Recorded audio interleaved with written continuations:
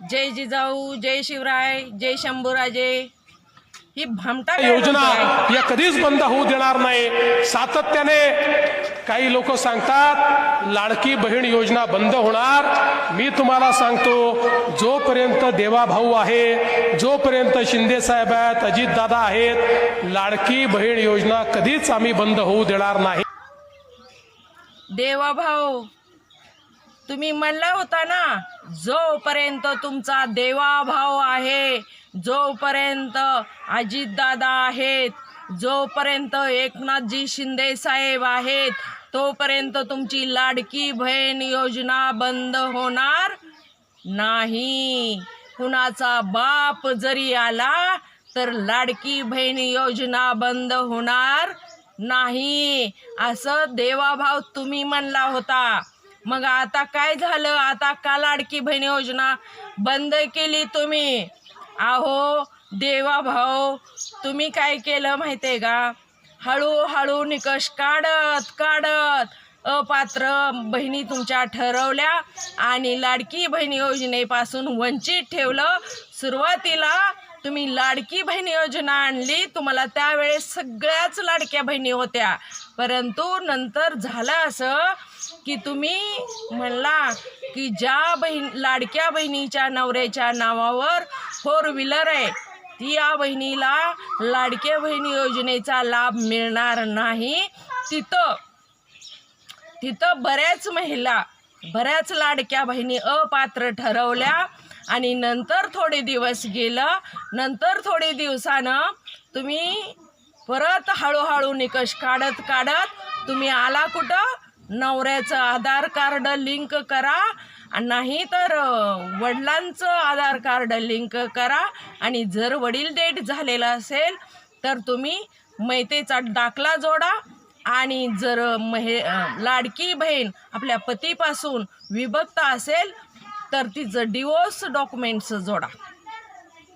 देवाभाऊ मला एक सांगा, तुम्ही जर वडील डेट असलं तर गरीबातली गरीब महिला त्या मयत दाखल्यापर्यंत पोहोचू शकत नाही, कारण त्यांना एवढी माहितीच नसती, आणि जर माहिती असली तर त्यांचं कसं असतं, रोज काम करून पोट भरायचं असतं, आणि लगेच गेलं कुठं ऑफिसला, कुठं जिथं ती दाखलं मिळते तिथं तरी कोणी त्यांना दाखलं देत नसतं। मग रोज फेऱ्या मारून ते कंटाळून शेवटी ती विषय सोडून देते ती, आणि राहिला विषय पतीच्या डिवोर्सचा। सर्वसामान्य महिला किंवा गरीबातली गरीब महिला किंवा प्रत्येक लाडकी बहीण जी महिला आपल्या पतीपासून विभक्त आहे, ती महिला त्यांचा डिवोर्सच झालाय असं कधीच नसतं। बऱ्याच ठिकाणी बिगर डिवोर्सचं महिला विभक्त आहेत आपल्या पतीपासून। त्या लाडक्या बहिणींनी काय करायला पाहिजे? तुम्ही जे ही हळूहळू निकष काढत तुम्ही बऱ्यापैकी म्हणण्यापेक्षा 50% वर लाडक्या बहिणी लाडकी बहीण योजनेपासून वंचित केल्या। आणि मला एक सांगा की ज्या वेळेस तुम्ही मतदान घेता त्यावेळेस म्हणत नाही बरं तुम्ही की पतीचं आधार कार्ड जोडा किंवा वडिलांचं आधार कार्ड जोडा, ही डॉक्युमेंट्स पाहिजे, ती डॉक्युमेंट्स पाहिजे, KYC करा। त्या महिलांचं तुम्हाला मतदान कसं काय चालतंय? त्या महिलांचं तुम्हाला डॉक्युमेंट्स? तुम्हाला ही कळायला पाहिजे होतं। देवेंद्र फडणवीस साहेब, उपमुख्यमंत्री अजितदादा पवार साहेब, एकनाथजी शिंदे साहेब, तुमच्या तिघांना पण माझा प्रश्न आहे, जी खरंच गरजू महिला आहे, ज्या लोकांचं काम करून स्वतःचा उदरनिर्वाह करतात, त्या महिलांना खरं लाडक्या बहीण योजनेचा लाभ मिळावा अशी त्यांची अपेक्षा होती। पण तुम्ही काय केलं? हळूहळू निकष काढत त्याच महिलांना अपात्र ठरवलं आणि त्याच महिलांना लाडकी बहीण योजनेपासून वंचित ठेवलं। तर हे अत्यंत चुकीचं आहे। तुम्ही म्हणला होता ना, जोपर्यंत आम्ही आहे तोपर्यंत कुणाचा बाप जरी आला तरी लाडकी बहीण योजना बंद होणार नाही। मग आता कुणाचा बाप आलाय? आता काय झालं? ज्या वेळेस तुम्ही मतं घेता त्यावेळेस तुम्ही नाही म्हणत ह्या महिला ह्या लाडक्या बहिणी अपात्र आहे त्या ह्यांचं मतदान चालत नाही म्हणायला पाहिजे ना. तिथं तुम्ही कशा फेऱ्या मारता त्यांच्या घराला, पुढं घालून नेता आणि जर त्या पुढं घालून नाही आल्या तर दमदाटी करता, 1000-500 रुपये हातात देता आणि माझ्या लाडक्या बहिणीचं मत घेता आणि लाडकी बहीण योजनेतनं अपात्र ठरवता.